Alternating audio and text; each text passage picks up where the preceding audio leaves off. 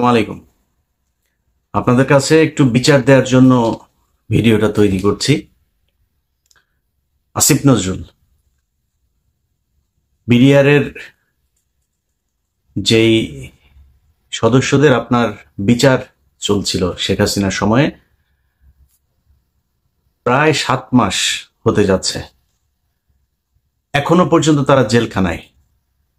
আমরা এই বিডিআর নিয়ে অনেক কথা শুনেছি যে এটা ভারত এসে করিয়েছে, যেসব যারা খুন করেছিল তাদেরকে সরিয়ে দেওয়া হয়েছে, সাদা গাড়িতে করে, কালো অ্যাম্বুলেন্সে করে, নানান কথাবার্তা শুনেছি না আমরা। যদি সেটা সত্যি হয় তাহলে যারা খুন করেছে, আসলে যারা খুনের সাথে, সেই তোরাবালি, তারপরে লেদার লিটন, এদের তো সব ছেড়ে দেওয়া হয়েছে। নানক নাই, আজম নাই, সেলিম নাই, তাপস নাই, কেউ নাই। তো তাদের সব ছেড়ে দেওয়া হয়েছে। রেজানুর আছে, সে কোথায় এখন? কি পলাতক না দেশ থেকে চলে গিয়েছে আমরা জানি না। ওই সময়ে এই যে মইনুল হাসান ইসলাম, মেজর জেনারেল, সে পালায় যাচ্ছিল। তো এরকম কারা কারা আছে এগুলো আমরা সব আগে থেকেই শুনেছি। এবং যেই সৈনিকরা আসল সাক্ষী দিতে চেয়েছে তাদেরকে মেরে ফেলা হয়েছে, গুম করা হয়েছে, তাদেরকেই এই জেলখানায় নিয়ে বন্দি করা হয়েছে। যারা খুন করতে চেয়েছে, যারা খুনের সাথে জড়িত ছিল, তাদের তো সরকার বহু আগেই ভারত পাঠিয়েছে, মেরে ফেলেছে, পালিয়ে যেতে সুযোগ দিয়েছে। নানান এই ইতিহাস আমরা গত 15 বছর ধরেই শুনছি, এগুলো তো জানা, এটা নতুন করে উদ্ঘাটন করার কিছু তো নাই। আসিফ নজরুল 7 মাসে এখন পর্যন্ত এই বিডিআর এর যে নিরীহ জওয়ানগুলো, যারা সব সত্য কথা, সত্য সাক্ষী দিয়েছিল, তাদেরকে আসামি বানিয়ে শেখ হাসিনা জেলখানায় রেখেছে। তাদেরকে এখনো আসিফ নজরুল জেলখানায় রাখলো। তাদেরকে জেলখানায় রাখার জন্য আসিফ নজরুল যত ধরনের ষড়যন্ত্র আছে সবকিছুই করছে। আমরা সেই 5 তারিখের পরের এই পর্যন্ত মোট 4টা শুনানি হলো। 4 শুনানিতে সবশেষ জানুয়ারির 8 তারিখে আমরা মনে করেছিলাম 9 তারিখে কিছু একটা হবে, অন্তত কয়েকজনকে ছাড়বে। দেখেন আসিফ নজরুল এই মানে ইন্ডিয়ান রয়ের এই সদস্য কত বড় খারাপ, কত অসভ্য। ওইভাবে পারে নাই। প্রথমবার বলেছে পিপি নিয়োগ হয় নাই, তারপরে বলেছে পিপি প্রস্তুতি নেয় নাই, তারপরে পিপি পুরো রায়ের কপি সব পড়তে পারে নাই। এবার কি বলবে? কিছু তো একটা বলতে হবে। এখন এই ওই যে বক্সিগঞ্জের আপনার যেই কি আলিয়া মাদ্রাসা যেইটা, ওইটার মধ্যে নাটক টাটক সাজায়া, আবার তার মধ্যে আবার স্টুডেন্টদেরকেও এখানে নাটকের অংশ বানিয়েছে। কেউ যায় ঘর পুড়ে দিচ্ছে, কেউ ই করছে। আরে ভাই, আপনি ওইখানে করেন না বিচার, তাহলে কোথায় করবেন? আপনি জানেন না 9 তারিখে বিডিআর এর শুনানি আছে? জায়গাটা তো ঠিক করে রাখবেন, সেটা ঠিক করেন নাই কেন? একদিন আগে থেকে বিডিআর এর পরিবাররা দেশের বিভিন্ন জায়গা থেকে, গরিব মানুষ এখানে এই শহীদ মিনারে এসে শুয়েছিল, কেউ যাইতে পারে নাই।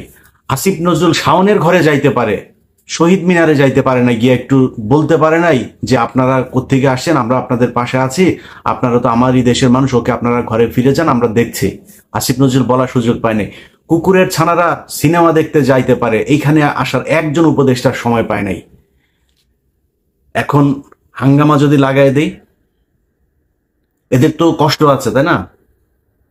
এদের পরিবারের লোকজন, কেউ মারা গিয়েছে, পঙ্গু হয়ে, বিডিআর এর লোকজনের বর্ণনা শুনি, পা নাড়াতে পারে না, পঙ্গু হয়ে গিয়েছে, হাঁটতে পারে না।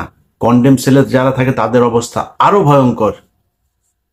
তাইলে এখনো কারারক্ষী জেলখানার ভেতরে, এখনো পর্যন্ত আপনার এই আওয়ামী লীগের, ছাত্রলীগের এই নেত্রী টেত্রী, তারা এখন পর্যন্ত বিভিন্ন গুরুত্বপূর্ণ দায়িত্বে আছে। তারা হাসপাতালে, এই কারাগারের ভেতরে নানান ধরনের এই দিয়ে আপনার কি বলে, আওয়ামী লীগের লোকজনকে সুবিধা দিয়ে, যারা শেখ হাসিনার সময় জেলখানায় গিয়েছে, এই কি বলে আইসিটি অ্যাক্টে যারা মামলাতে গিয়েছে, তাদের উপরে নির্যাতন চলছে, তাদেরকে নানান সুযোগ সুবিধা দেওয়া হচ্ছে না। আর আওয়ামী লীগের যারা যাচ্ছে তাদেরকে সব ধরনের বাসার থেকে খাবার টাবার সবকিছু চলছে। এইভাবে এখনো পর্যন্ত জেলখানা চলছে। তো এই মানুষগুলোর পরিবারের তো কষ্ট আছে, তাই না? এদের তো দেয়ালে পিঠ থেকে গিয়েছে। তাদের জন্য 9 তারিখে এইভাবে ধোকা দিল আসিফ নজরুল। তো 9 তারিখে আপনি আলিয়া মাদ্রাসার এখানে করবেন না, বক্সিগঞ্জে করবেন না, কোথায় করবেন? কোন একটা জায়গায় আপনি আগে থেকে সেটা ঠিক করে রাখা উচিত ছিল, করেন নাই। পরশু দিনের ঘটনা বলি আপনাদেরকে। বিডিআর হত্যাকাণ্ড নিয়ে একটা কমিশন তৈরি করা হয়েছে না? এ পর্যন্ত আরো একটা কমিশন আছে, কিন্তু গুম কমিশনের যেসব চেয়ারম্যান, তাকে হচ্ছে আপনার অ্যাপিলেট ডিভিশনের আপনার বিচারকের দেওয়া হয়েছে, পদমর্যাদা দেওয়া হয়েছে, আর সদস্যদেরকে হাইকোর্ট ডিভিশনের এই বিভাগের আপনার বিচারকের পদমর্যাদা দেওয়া হয়েছে। এখন পরশু দিনের মিটিংয়ে এই যে সদস্য যে কজন ছিল, সেখানে এই মেজর জেনারেল ফজলুর রহমান সাহেবও ছিলেন। ফজলুর রহমান সাহেব ওই দিনের মিটিংয়ে নাকি খুবই চুপচাপ ছিলেন, তিনি কোনো কথা বলেন নাই। জানি না কেন কথা বলেন নাই। সদস্যরা সবাই দাবি করেছে তাদেরকে যেন ওই মর্যাদাটা দেয়া হয়। সেখানে বিশেষ করে স্বরাষ্ট্র সচিব আরো কয়েকজন আমলা ছিল, তারা তাদেরকে বলেছেন যে না, আপনাদের এত পদমর্যাদা লাগবে কেন, আপনারা কাজ শুরু করেন।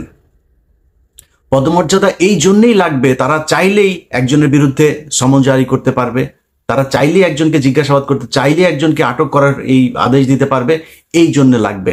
তাদের গাড়ি থাকবে, তাদের সিকিউরিটি থাকবে, তাদের সাথে গানম্যান থাকবে, এই জন্য তাদেরকে ওই পদমর্যাদা দিতে হবে। এটা দিতে চাচ্ছে না। আপনাদের নিশ্চয়ই মনে আছে, এই বিডিআর হত্যাকাণ্ড নিয়ে কমিশনই করতে চাচ্ছিল না। এখন কমিশন করে নানানভাবে এটার মধ্যে একটা বাধা সৃষ্টি করে কোনোভাবে যাতে এটাকে ঠেকানো যায়। এখানে তো 1-2 টাকার খেলা না, তো পুরো দেশ, ইন্ডিয়া একদম রাষ্ট্রীয়ভাবে এটার বিরুদ্ধে। আর আসিফ নজরুল কাদের প্রোডাক্ট, সেই প্রথম আলো, ডেইলি স্টারের, সেগুলো তো আমরা সবাই জানি। এগুলো এখন করা হচ্ছে নানানভাবে। বিডিআর এর সাংবাদিক বিভিন্ন মিডিয়ার মাধ্যমে এই বিডিআর হত্যাকাণ্ড নিয়ে একটা ধূম্রজাল তৈরি করার পায়তারা করা হচ্ছে। তো এইভাবে আসিফ নজরুল আপনি তো বাঁচাইতে পারবেন না। বিডিআর এর হত্যাকাণ্ড নিয়ে যত অডিও রেকর্ড, যত কাগজপত্র, যত ফাইল যা যা আছে, কমিশনের কাছে যা নাই ওইটা আমার কাছে আছে। এখান থেকে বাঁচতে পারবেন না। আমি কাজ করছি, দিন রাত খাটছি বিডিআর এর এই ফাইল নিয়ে। এক এক ফোন রেকর্ড, সেই 25 তারিখের, 26 তারিখের, 27 তারিখের এক এক ফোন রেকর্ড 1.5 ঘন্টা 2 ঘন্টা করে শুনছি, সারা দিন রাত এগুলো শুনছি, শুনে শুনে লিখছি। আমি তো ফাঁক ফোকর রাখবো না। এমন এক জিনিস বানায় দিব, এই কমিশন শুধু আমার ওই অনুসন্ধান দেখা যদি নাকি রায় দিয়ে দেয়, না আর কিছু লাগবে না। আসিফ নজরুল আপনি যত টাকাই খান, যাই করেন, যেমনি চান, এটা বাঁচাইতে পারবেন না। আর যদি মনে করে থাকেন যা মনে চায় তাই করবেন, এই যে বাংলাদেশ ব্যাংকে রয়ের এক সদস্যকে আপনার বসানো হচ্ছে, এখন সব জায়গাতে আসিফ নজরুলের এই যে পিএস, বলেছিলাম না যে এবিএম খায়রুল হকের পিএস, মনে করেন যে সে জানে না বোধহয়, আমরা জানিয়ে দিয়েছিলাম তো না, সে ব্যক্তি এখনো তার পিএসসি আছে, ওই সেই মহিলা সে ওইখানেই আছে। সচিব আইন মন্ত্রণালয় মানে পুরো চালাচ্ছে হচ্ছে আওয়ামী লীগের লোকজন। যে কারণেই গাজীপুরের সবশেষ কনস্টেবলকে আপনার অবকাশকালীন এই আপনার বিচারক হয়েও সে আপনার করছে, কি বলে, এই মানে কনস্টেবলকে আপনার দিল, জামিন দিল। কেন জামিন দিল? কারণ ওই যে নিজের দলের লোক, দাদাদের দেশ থেকে ফোন করা হয়, এটা করো, এটা করে দাও, তার ওএসডি করা হয়েছে। কেন ওএসডি করতে হবে কেন? এখন আবার আইন দেখাইতে পারে যে না, জজ সাহেবের চাইলেই এই করা যায় না, ওই করা যায় না। এত আইন দেখায় তো আপনারা ক্ষমতায় আসেন নাই, তাই না? আপনারা কেউ জিজ্ঞেস করে নাই তো? ওরে বিচার করলে, ওরে গ্রেপ্তার করলে কেউ আপনারা তো এসে জিজ্ঞেস করতো না যে ভাই এটা করলেন কেন, করেন নাই। যাই হোক, আসিফ নজরুল, প্রথম আলো, ডেইলি স্টার মিলে এই বিডিআর হত্যাকাণ্ড এটাকে ধামাচাপা দেওয়ার চেষ্টা চালিয়ে যাচ্ছে এখন পর্যন্ত।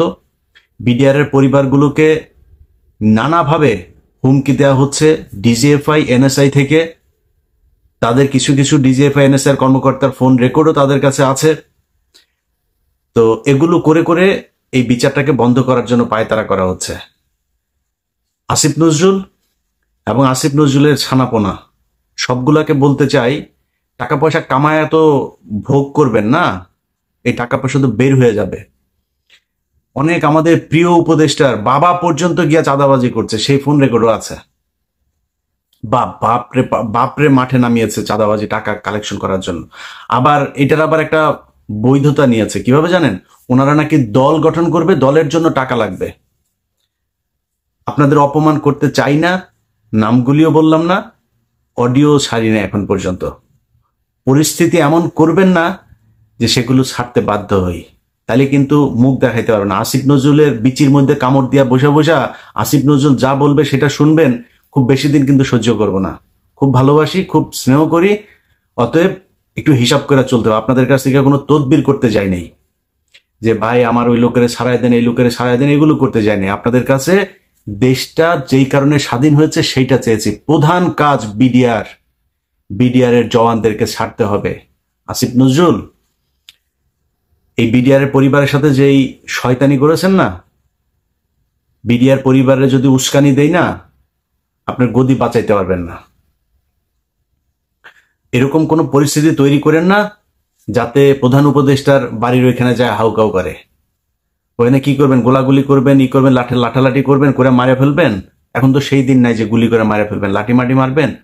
ওরা লাঠি টাঠি খাইতে রাজি আছে। আমি চুপ করে রেখেছি, তাই চুপ আছে। সো এদের কষ্ট কিন্তু আমি নিতে পারবো না। মানে আমার ওদের যে কষ্টটা, সেই কষ্টটা ওরাই বুঝে কেমন লাগে।